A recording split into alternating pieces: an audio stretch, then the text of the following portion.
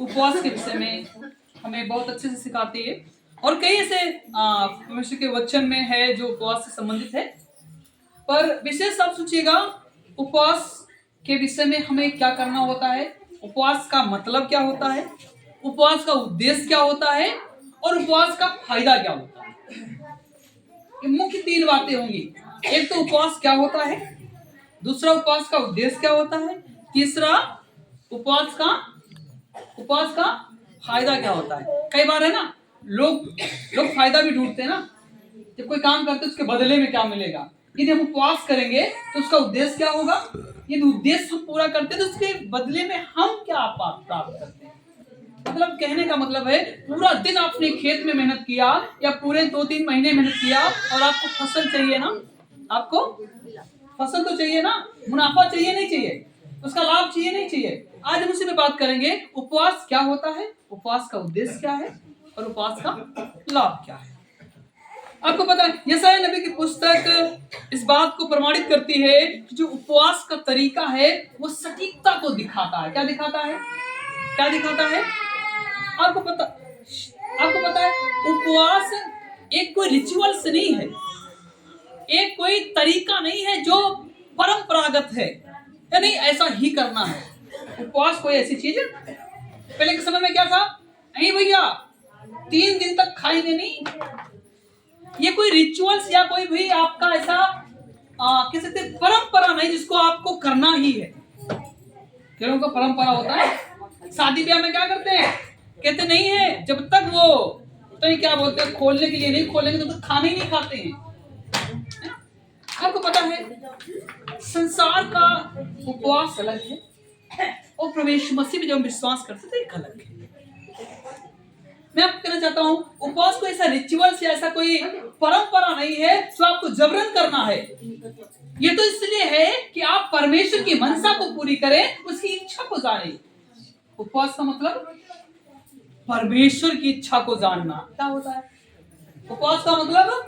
परमेश्वर की इच्छा को जानना, ना कि अपने लिए नहीं।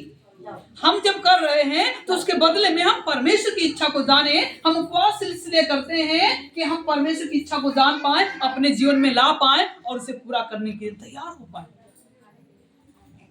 और आज का उपवास क्या होता है, हम अपनी लिस्टों को बनाकर रखते हैं, प्रभु इन 40 दिन उपवासों में, इन 3 दिन उपवासों में मैं चाहता हूं अपनी प्रार्थनाओं को सुने और ये काम हो जाए। ये काम होगा?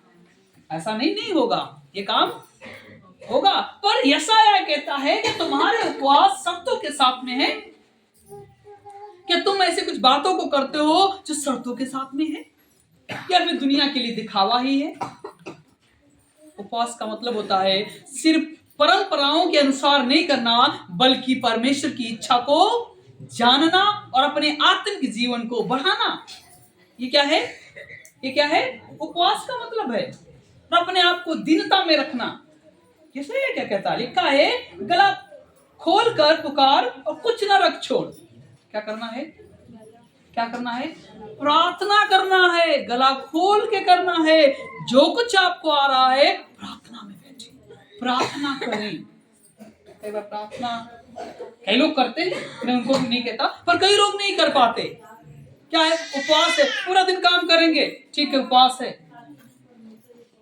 पर मैं आपसे कहना चाहता हूं कि आप उपवासों को प्रार्थना के साथ में करें। काय के साथ में करें? काय के साथ में करें? प्रार्थना के साथ में करें। कैसे करें? हम प्रार्थना के साथ उपवास कई लोग करते हैं, पर कई लोग कर नहीं पाते। दूसरा बात यह है, अब हम सामूहिक को खाना खाएंगे। दूसरा बात है कि हम सामूहिक को खाना खाएंगे तो हमारा उपवास पूरा होगा। ये आपकी बात तो ठीक है, पर मैं आपसे कहना चाहता हूं, परमेश्वर आपके साथ, आपके शर्तों के साथ नहीं, बल्कि वो आपको स्वतंत्र करना चाहता है। क्या करना चाहता है? अब जब आपकी इच्छा करे तब आप प्रार्थना करके खाने को खा सकते हैं। वचन में लिखा है हमको दिखावा करना ऐसा नहीं है कि हम 4 दिन से भूखे उपवास में जुड़कर उपवास करे जा रहे और हम 4 दिन से भूख के मारे कुछ कर नहीं पा रहे। पर ऐसे भी हमको उपवास को करना, आपको पता है हृदय के साथ में किया गया उपवास परमेश्वर स्मरण करता है और आपको आशीष भी देता है। कई बार जब हम किसी के घर जाते हैं, जब हमारे उपवास होते हैं, जब हम किसी के यहाँ जाते हैं और कुछ कोई लाता है, तो कई बार हम खा नहीं पाते। पर एटलीस्ट आप ज्यादा ना खाएं तो थोड़ा खाने की आवश्यकता अवश्य है। हमारा परमेश्वर ने फिर बताया, शर्तों के साथ में हमारे उपवास नहीं होते। नहीं, हम किसी के यहाँ गए, वो हृदय से उसको क्या मालूम आप क्या रख रहे हैं। मैं कह रहा हूँ उस जन को क्या मालूम उपवास है नहीं है। पर मैं कहना चाहता हूँ आपका उपवास दुनिया में दिखे ना दिखे, पर हमारे प्रभु यीशु मसीह को दिखना चाहिए। क्या वचन में लिखा है, गला खोलकर पुकार, कुछ रखना छोड़, नरसिंगे का सा ऊंचा शब्द कर, और मेरी प्रजा को उसका अपराध अर्थात याकूब के घराने का उसका पाप जता दे। बीते दिनों में आपने कुछ ऐसे कामों को किया है, तो आप उनसे क्षमा मांगे और कहें, प्रभु आप हमें क्षमा करें। हमारे लोगों के जीवन में आप क्षमा को लाए। हमारे परिवार, हमारे बच्चे, हमारी बीवी, हमारे पति, हमारे बच्चे, माँ बाप, जीवन में जो कोई आपके हैं, आप उनके लिए प्रार्थना करें, ताकि आपके उपवास करने से दूसरा भी आपके विश्वास में आ सकता है। आपके उपवास करने से दूसरा भी आपके विश्वास में आ सकता है। पर कई बार, अरे ठीक है भैया, अगला तो विश्वास नहीं करता, क्या करें। पर आपको लगा प्रार्थना करनी है। क्या करना है? प्रार्थना करनी है। और उपवास को ऐसे रखना है कि अगला जान। कई लोग कहते नहीं भैया पूरा दिन, फलाने बताते पूरा दिन रखना है। और हमारी अपनी सेवकाई का तरीका अलग है। भैया जब तक आपकी क्षमता हो तब तक आप रखें। अब दोपहर में खाना चाहें, 5 बजे खाना चाहें, 3 बजे खाना खा सकते हैं, नो प्रॉब्लम, कोई दिक्कत नहीं। बस बशर्ते प्रार्थना के साथ में आपका दिन बिताया हुआ हो। सही कह रहा हूं। इसलिए आपको आपकी जब मनसा, जब आपकी आत्मा कायल होकर कहती है, प्रार्थना के साथ जीवन बिताती है, उपवास को बिताती है, और आप जब आपकी इच्छा करें तब आप भोजन कर सकते हैं। सही है ना? सही है। हालेलुया। शर्तों वाला नहीं उपवास है। संसार में अरे मारे भूखे मैं फल फ्रूट खरीद के रख लिया, कब नंबर आएगा खाएंगे, ऐसा नहीं। अब ऐसा हमको नहीं करना होता ना, है? हमारा दिल जानता है, हमारी आत्मा जानती है कि प्रभु जो आपने उपवासों को रखा है वो दिव्य अखंडता को दिखाता है, दिव्यता को दिखाता है। पर प्रभु जो मैं उपवास को रख रहा हूं, एटलीस्ट समाज देखे ना देखे, पर परमेश्वर आपको जरूर। सही है। कितने लोगों ने उपवास रखा बाइबल के अंदर? बहुत सारे लोगों ने। इवन इस मसीह ने भी रखा। किसने रखा? इस मसीह ने। इससे पहले मूसा ने रखा, एलिजा ने रखा, एलिसा जिसे बोलते हैं। उस जमाने में उपवास का इतना फायदा होता था, अगर कह देते अरे बारिश नहीं होगी, तो यस बारिश नहीं होती थी। सही है, बाइबल में है। उस जमाने में अगर कह देते बारिश नहीं होगी, बारिश नहीं होती थी। यस प्रभु बारिश करा दी तो बारिश हो जाती थी। उपवास का ये पावर था, ये प्रार्थनाओं का शक्ति थी। आज के दिनों में तो बुखार नहीं जा रहा, आज के दिनों में बुखार नहीं जा रहा, और उन दिनों में प्रार्थनाओं से बारिश मौसम में कंट्रोल होता, मौसम में परमेश्वर नियंत्रण कर देता आपकी प्रार्थनाओं के द्वारा। आप विचार करें, क्या उन लोगों ने उपवास नहीं रखा? दानियल ने उपवास को रखा अपने समाज के लिए। अगर दानियल प्रार्थना भरा जीवन नहीं जीता, उपवास भरा जीवन नहीं जीता, उसको शेर खा जाते। वचन में लिखा है शेरों के मुंह तो खुल ही नहीं पाए। ऐसे है ना, शेरों के मुंह, शेर इतने अंधकार में हो गए कि वो टटोल भी नहीं पाए। वो बैठा कहाँ है? कौन? परमेश्वर ऐसे काम को करता है। तब राजा को समझ में आया, नहीं दानियल का परमेश्वर महान है। हालेलुया। आपको पता है ये हमारी प्रार्थना उपवास का बड़ा बल होता है।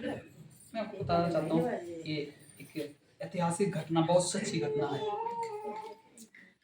मैं अभी हाल में ही मुझे एक टीचर से मिला और वो सिखा रहे थे, कह रहे थे 40 साल पहले कोरिया में कुछ नहीं था। 1950 के में 40 साल पहले उसमें कुछ नहीं था। भुखमरी थी, तंगई थी, बीमारी थी, गरीबी थी और जनता परेशान थी। क्या करें? जनता परेशान थी, क्या करें? वहां की सरकार परेशान है, वहां के लोग परेशान हैं और वहां के किसी पादरी को, सेवक को वहां के प्रधानमंत्री, प्राइम मिनिस्टर ने बुलाया कि जनता संबल में नहीं आ रही है, खर्च पूर्ण नहीं हो पा रहे हैं, खाना तक लोगों तक नहीं पहुंच पा रहा, क्या किया जाए? उन्होंने कहा इस समय है कि प्रार्थना जरूर करें और हर जन प्रार्थना करे, हर परिवार प्रार्थना करे, हर राज्य प्रार्थना करे। और मैं चाहता हूं यीशु के नाम की जब बेदारी आएगी चीजें ऑटोमेटिक सुधर जाएंगी। हालेलुया। लिखा है उस शासन काल में प्रधानमंत्री ने आदेश दिया और हर जगह, हर कलीसियाओं में, हर घरों में, हर स्कूलों में, हर जगह प्रार्थनाएं करना आरंभ हुई। आपको पता है यीशु के नाम की बेदारी आई और इतनी बेदारी आई कि वहां पे चीजें बहाल होने लगी। क्या होने लगी? क्या होने लगी? ये मैं आपको जीता जागता सबूत बता रहा हूं। वहां के लीडर सेवक ने बताया प्रार्थना करना, बस परमेश्वर है जो दया करे, परमेश्वर है जो दया करे।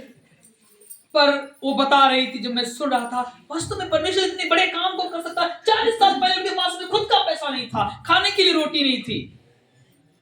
इतनी बेदारी आई, इतनी बेदारी आई, आज वहीं से बहुत सारी सेवा विदेशों में फैलाती है। हालेलुया। जहां पे खाने की कमी थी, जहां पे चीजें नहीं हो रही थी, वहीं की सैमसंग, एलजी जैसी, होंडा जैसी बड़ी कंपनियां भारत में काम कर रही हैं। हालेलुया। सैमसंग जो आप फोन चलाते हैं ना, कोरियन कंपनी। एलजी जो आप फोन, बड़े फ्रिज या टीवी खरीदते ना, कोरिया की कंपनी। जहां पे खुद का अपन सिस्टम नहीं था, खुद के लोग भूखे मर रहे थे, आज बहुतों को रोजगार दे रहे हैं। किसके द्वारा? प्रार्थना के द्वारा। किसके द्वारा? किसके द्वारा? प्रार्थना के द्वारा। मैं कहना चाहता हूं आपके घर का भविष्य आपके हाथों में है, एक विश्वासी के हाथों में है। एक विश्वासी प्रार्थना करेगा तो उसके घर में बेदारी अवश्य आ जाएगी। हालेलुया। हालेलुया। पर हम ऐसा कर नहीं पाते। परमेश्वर आपसे चाहता कि आप प्रार्थना करें और उसका जीता जागता उदाहरण है कि यस, परमेश्वर आपके जीवन में बेदारी लाएगा, आपके परिवार में बेदारी लाएगा, आपके गांव में बेदारी लाएगा और आपके शहर, दुनिया और भारत में भी बेदारी को लाएगा। यहाँ पे लोग यीशु को जानने पाएंगे, यहाँ पे लोग यीशु को जानने पाएंगे। क्या ही अद्भुत समय है कि हम प्रार्थना में समय बिताएं। हालेलुया।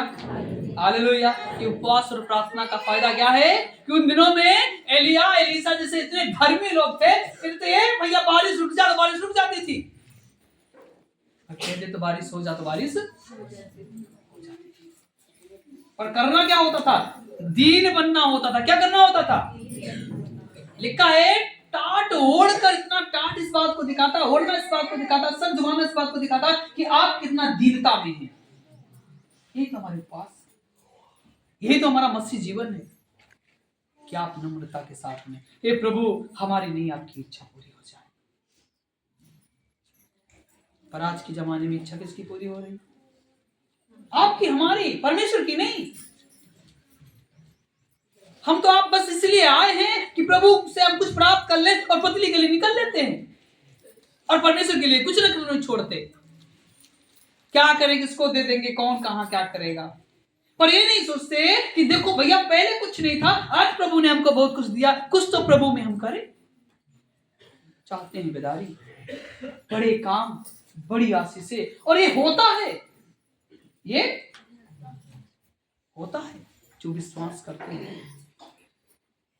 दानियल की प्रार्थनाओं को देखें, दानियल ने लिखा है कि वो अपने कोठरी के ऊपर जाता, अपनी खिड़की को खोलता और प्रार्थना करता।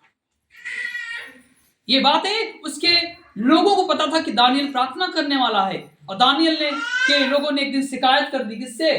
राजा से। देख, तेरे राजा तेरी आज्ञा नहीं मानते, तो अपने यहोवा की प्रार्थना करता है। राजा भी जिलजिला जाता है, राजा ने उसको शेर की मांदों में डलवा देता है। पर आप कल्पना करें, क्या प्रार्थना करने वाले को क्या शेर खा पाए? नहीं खा पाए ना। लिखा है शेर खुद टटोलते रहे, रात भर नहीं मिला वो दानियल।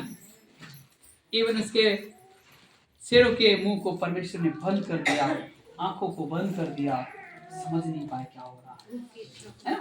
और उनकी भूख की इच्छा को मार दिया। हालांकि आप देखें, शेर के सामने मनुष्य का जाना ये तो असंभव है कि वो खाए ना। ये तो अभी कई साल पहले एक जन चिड़ियाघर में देखने को गया था, वो धोखे से शेर की मांग में गिर गया। पिछले सालों में आप लोगों ने वीडियो को भी देखा होगा, है ना। वो गया था देखने के लिए और किनारे खड़ा होगा, और पता नहीं किसी कारणवश किसी भीड़ का धक्का लगाया, क्या हुआ, वो जाके उस बाड़े में गिर गया। आपको पता है शेर ने बख्शा लिया, शेर ने बख्शा लिया। दानियल के जीवन को देखिए, प्रार्थनापूर्ण जीवन था। शेर ने रात पर, मिनट का, 5 मिनट का, घंटे का फर्क नहीं था, रातों रात का फर्क था, और शेर उसको खा नहीं पाया। राजा को तो पता था कि दानियल का परमेश्वर उसको बचाएगा, पर अपने नियम कानून के कारण उसको, राजा ने उसको बचा नहीं पाया, और परमेश्वर ने उसको बचा लिया। किसके कारण? प्रार्थना के कारण। आपकी प्रार्थनाओं में भी इतनी दम हो सकती है? हालेलुया। आपकी प्रार्थनाओं से भूचाल आ सकता है, भारतवर्ष में बेदारी आ सकती है, और आपके जो यहीं पे जो तमाम हमारे लीडर, तमाम हमारे योगी, मास्टर, वकील जो अच्छा काम नहीं करते, प्रार्थना करें, हमारे भारत देश का सिस्टम बदल जाएगा। हालेलुया। यदि आपको लगता नहीं हमको इससे क्या मतलब है, बैंक का मैनेजर लाइन लगा के खड़ा कराता, कोई बात नहीं, हम भी गए, हम भी खड़े हो गए, नहीं, आप प्रार्थना करें, प्रभु जो भी हमारे भारत देश में जो अधिकारी, कर्मचारी हैं, जो इज्जत के साथ काम नहीं कर रहे और ईमानदारी के साथ काम नहीं कर रहे, हम चाहते हैं कि जीवन में परमेश्वर का भय उत्पन्न हो, ये ईमानदारी से काम करने पाए। हालेलुया। करने पाएंगे, आने वाले दिनों में आप परिवर्तन को देखने पाएंगे। कब आप प्रार्थना करेंगे? कब करें? तो आप प्रार्थना करो उपवास के साथ। मैंने बताया ना, उन जमाने में कहते थे एलिया, एलीसा कि बारिश हो या ना हो, तो ऐसा होता था। आज के जमाने में तो झुठला वाली बातें हो गई। कौन रोक सकता है बारिश को? यीशु के जमाने में देखे ना, समंदर में तूफान था, नाव उछल कूद रही थी, पर लोग घबरा गए। यीशु मसीह, आप तो गुरुजी सो रहे हैं, चेले तो मरे जा रहे हैं। यीशु ने कहा, क्या कहा? क्या? हे अल्पविश्वासियों, तुम्हारा विश्वास कहाँ है? उसने कहा, हे तूफान थम जा। तूफान थम जाता है। प्रार्थनाओं के द्वारा लोग पानी पर चल जाते हैं ना। यीशु मसीह पानी पर चला, यीशु मसीह पानी पर चला, उसके चेले भी कुछ समय पानी पर चले।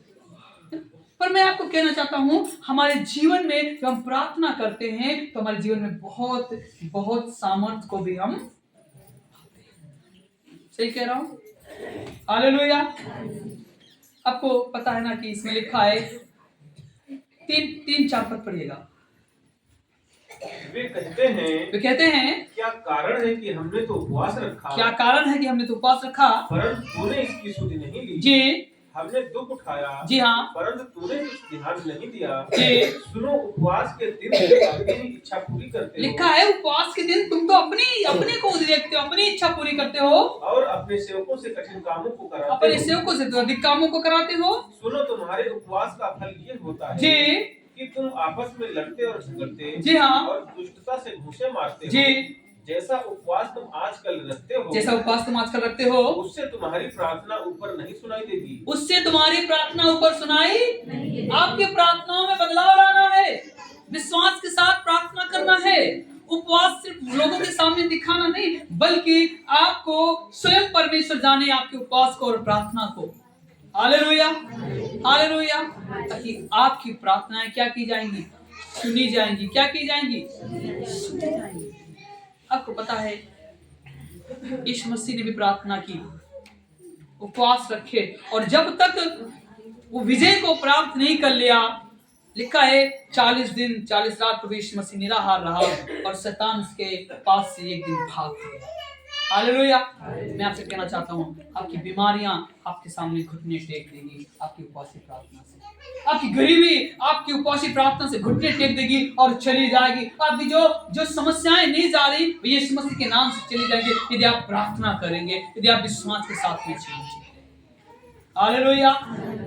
और अपने आप को दीन बनाना। एक हमारे साथ में आयत देखिए, दानियल उसका 10 अध्याय उसकी 3 पद क्या कहता है। दानियल की किताब उसका 10 अध्याय उसका 3 पद। हालेलुया। आप दानियल उसका 10 उसका 3 पद। परमेश्वर आपसे शर्तों वाला उपवास कराना नहीं चाहता, बल्कि आपको बहुत ही दीन वाला उपवास कराना चाहता है। हालेलुया जी। उन 3 सप्ताहों के पूरे होने तक, लिखा है दानियल ने 3 सप्ताह तक उपवास को रखा। मैंने ना तो स्वादिष्ट भोजन किया, लिखा है ना तो स्वादिष्ट भोजन किया, और ना मांस या दाख मधु अपने मुंह में रखा, और ना अपनी देह में कुछ तेल लगाया। फिर पहले महीने के 24वें दिन को, जब मैं इत्तेकेल नामक नदी के तट पर था, तब मैंने आंखें उठाकर देखा कि सन का वस्त्र पहने हुए और उपहास देश के कुंदन से कमर बांधे हुए एक पुरुष खड़ा है। हालेलुया। आपको पता है, दानियल जैसे लोगों के उपवास एक भव्य दर्शन को दिखाता है। आप जो उपवास रखेंगे, परमेश्वर आपको दर्शन देगा, आपसे बातचीत, परमेश्वर आपके भविष्य के आपके कामों को सटीकता के साथ में चलाने के लिए आपके परिवार को तैयार करेगा। आप जब उपवास रखते हैं तो आप में बड़ी बेदारी आएगी, आपको सामर्थ्य मिलेगा, आप प्रार्थना में योग्य बन पाएंगे, आप समाज में योग्य बन पाएंगे, ताकि आपका मसीह जीवन सब में दिखने पाएगा। Hallelujah, hallelujah. और वास्तव में मूसा, एलिया, एलिसा जैसे लोगों ने प्रार्थना उपवास के साथ में की। और हमारा जो उद्देश्य है उपवास का, उसका मतलब है हम परमेश्वर की इच्छाओं को या परमेश्वर के योजनाओं को जान पाए। प्रभु आप हमसे क्या चाहते हैं, उससे आपकी इच्छा क्या है। और जब हम ऐसा करते हैं तो परमेश्वर हमें बिल्कुल आत्मिक रूप से तैयार करता है। उपवास का मतलब ये नहीं कि आप शारीरिक रूप से तैयार होंगे, उपवास का मतलब है आप आत्मिक जीवन में अपने आप को नए पाते जाएंगे। क्या पाते जाएंगे? अपने आप को नया पाते जाएंगे, और परमेश्वर अपनी आत्मा को उन दिनों में तुम पे उड़ेलेगा। उपवास का प्रेरितों के काम में ऐसा लिखा है कि जब लोगों ने, कलीसिया ने उपवास रखा और लोगों के ऊपर हाथ रखा, परमेश्वर का आत्मा उन पे उतरा और सेवा के लिए वो तैयार हुए और उनको भेजा गया। ये उपवास का फायदा होता है। क्या आप ऐसे उपवासों को रख रहे हैं कि आप अपने सेवकों को, कलीसिया के सेवकों को तैयार कर पाए? क्या आप ऐसे उपवासों में जा रहे हैं जिससे कलीसिया के सेवक, कलीसिया की जो व्यवस्थाएं हैं उसमें सुधार आ पाए? अर्ली चर्च जब कलीसिया स्टार्ट हुई तब लोगों ने उपवास को रखा। अपने साथ में देखें प्रेरितों के काम उसका 13 अध्याय की 2 और 3 पद को। कलीसिया में उपवास का फायदा क्या होता है?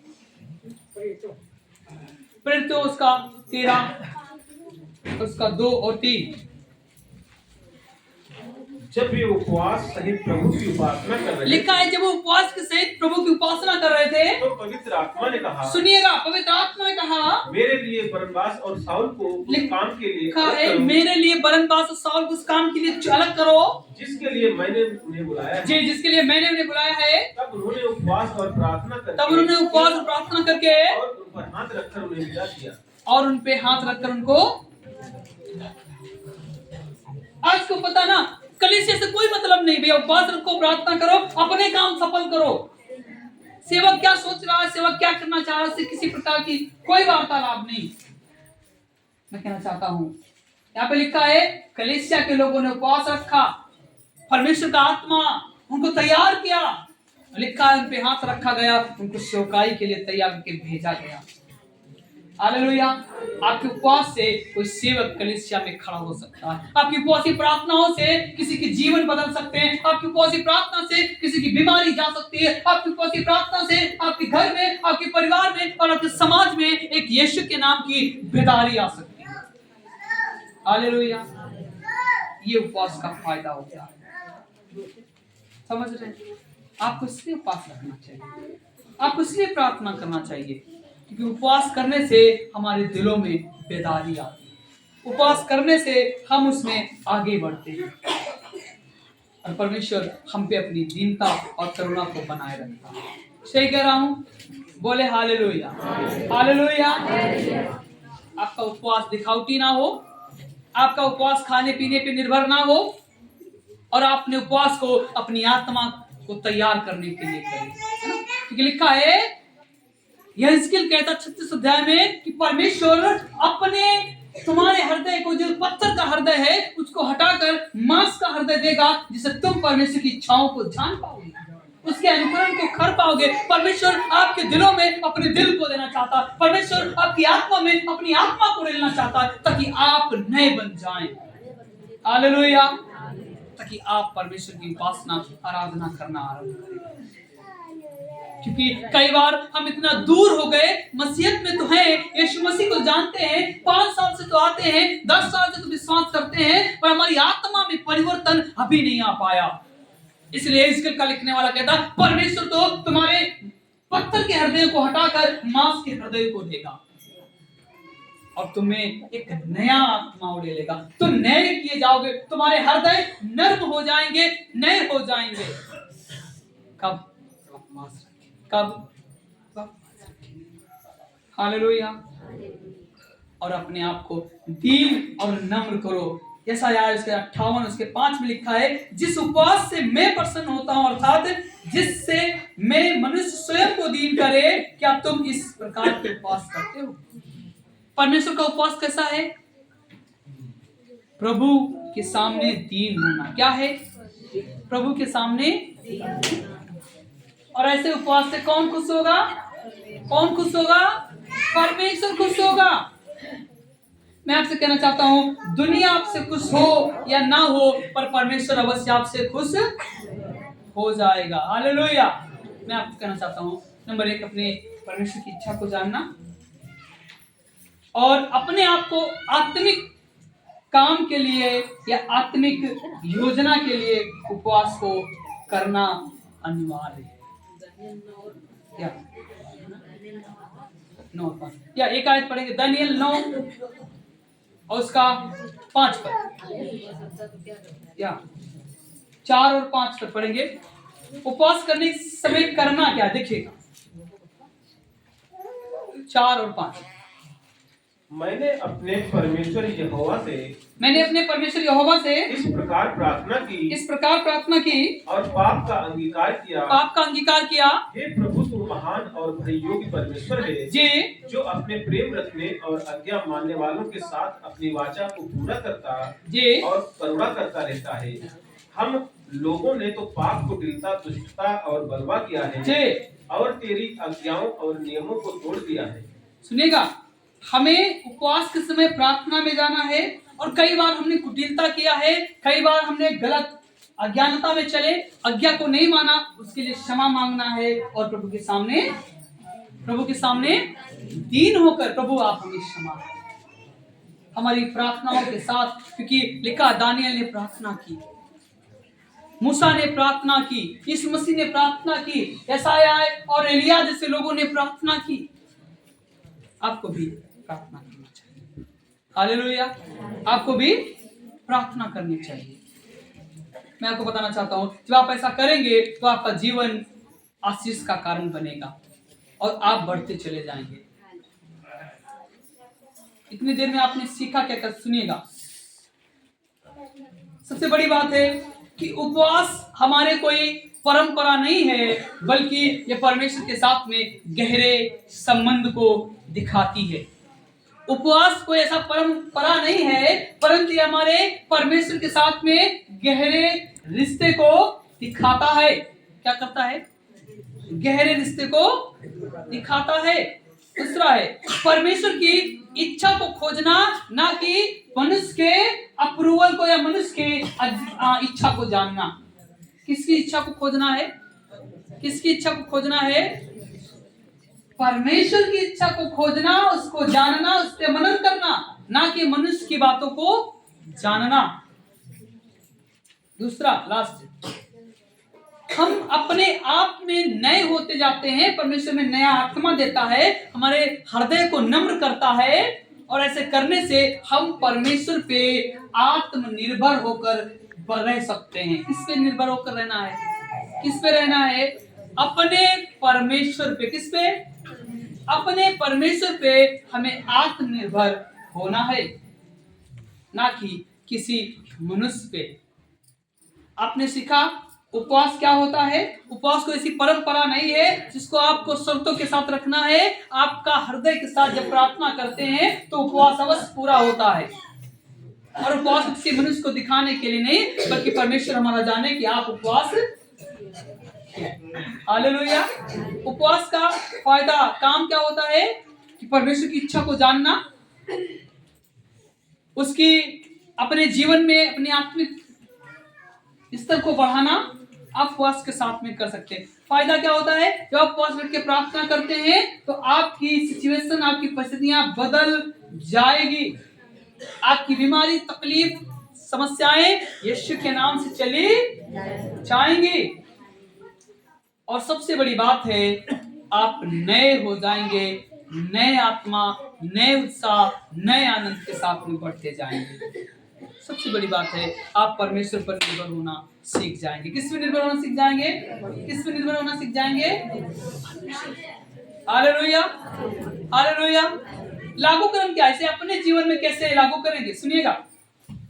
नंबर 1, उपवास आपके हृदय को, आपके मन को नया कर देता है। क्या कर देता है? उपवास करने से आप नए हो जाते हैं, आपका हृदय नया हो जाता है। दूसरी बात है कि आपका जो ध्यान है वो आत्मिक ध्यान होना चाहिए, और प्रभु यीशु मसीह की ओर ध्यान होना चाहिए। कहाँ होना चाहिए? कहाँ होना चाहिए? प्रभु यीशु मसीह की ओर, ना कि तमाम संसार की बातों की ओर। आपका ध्यान परमेश्वर की ओर होना चाहिए। दूसरा है, उपवास के दिनों से हम अपने पापों से पश्चाताप करें, पापों को मान लें, क्षमा मांग लें, ताकि हम एक नए जीवन को भी प्राप्त करें। उपवास रखने से हम अपने पापों को मान लें, क्षमा मांग लें, और प्रभु यीशु मसीह से कहें कि प्रभु हम पे दया करें, और ताकि परमेश्वर आपको नया जीवन देगा। Hallelujah, hallelujah. यही उपवास का काम, यही उपवास का उद्देश्य, और यही उपवास का परिणाम है। हालेलुया। परिणाम क्या है? आपके उपवास रखने से परमेश्वर के साथ में गहरे संबंध बनते हैं। कैसे संबंध बनते हैं? गहरे रिश्ते बनते हैं, और आप परमेश्वर की इच्छा को खोज पाते हैं, ना कि अपनी इच्छा को। और सबसे बड़ी बात है, आप नए होते जाते हैं। क्या होते जाते हैं? क्या होते जाते हैं? नए होते जाते हैं। ये उपवास का परिणाम है। आपके उपवास किस प्रकार से आप जानते हैं? आप प्रभु के सामने, ठीक है, प्रभु के सामने खड़े हों, दीन होकर प्रार्थना करें, ताकि परमेश्वर आपके उपवासों को ग्रहण कर पाए। परमेश्वर आपके उपवासों को ग्रहण कर पाए। सो मैं आशा करता हूँ कि आपने अच्छे से सीखा होगा। और वास्तव में यशायाह नबी इस बात पे बहुत जोर देता है कि हमारे उपवास नम्रता और दीनता और हम्बलनेस को दिखाना चाहिए। हालेलुया। ताकि हम संसार में जाने जाएं कि हम मसीह के संतान हैं या मसीह के विश्वासी हैं। हालेलुया। सही कह रहा हूँ? बोले हालेलुया। सो जाने से पहले मैं आपसे चाहूंगा कि आपने क्या क्या सीखा है। हालेलुया।